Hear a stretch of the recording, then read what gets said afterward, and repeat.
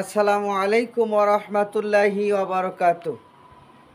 আমাদের পিয়ারা নবী সাল্লাল্লাহু আলাইহি ওয়াসাল্লাম প্রত্যেকটা বিষয়ে আমাদেরকে দিক নির্দেশনা দিয়েছেন।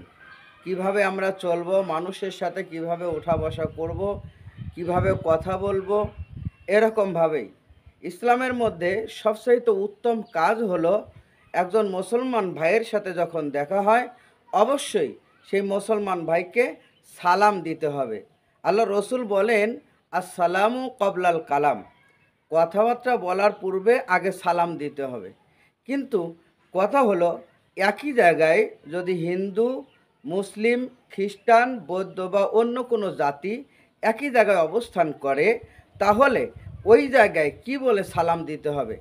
আমাদের পেয়ারা নবী সাল্লাল্লাহু আলাইহি ওয়াসাল্লাম আমাদের শিক্ষা দিলেন যে একই জায়গায় বিভিন্ন ধরনের মানুষ যখন উপস্থিত থাকে, বিভিন্ন ধর্মের মানুষ থাকে, তখন মুসলমান যদি ওইখান দিয়ে ওই রাস্তা দিয়ে যায় বা ওখানে উপস্থিত হয়, তখন সে বলবে আসসালামু আলা মানিত্তাবা আল হুদা।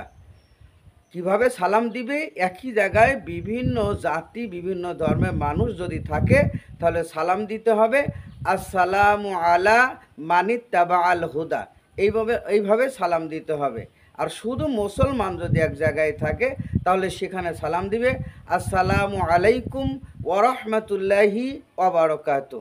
সম্মানিত দর্শক শ্রোতা, তাহলে আজকে আমরা জানতে পারলাম যে একই জায়গায় যদি অনেক ধর্মের মানুষ থাকে, তাহলে কিভাবে সালাম দিতে হবে। আশা করি বিষয়টি আপনারা বুঝতে পারছেন এবং এইভাবেই আমরা আমাদের জীবনকে পরিচালনা করব। রসুলের হাদিস এক এক করে ধরে ধরে নিজেদের জীবনে বাস্তবায়ন করব। আল্লাহ পাক আমাদের তৌফিক দান করুন। আমিন।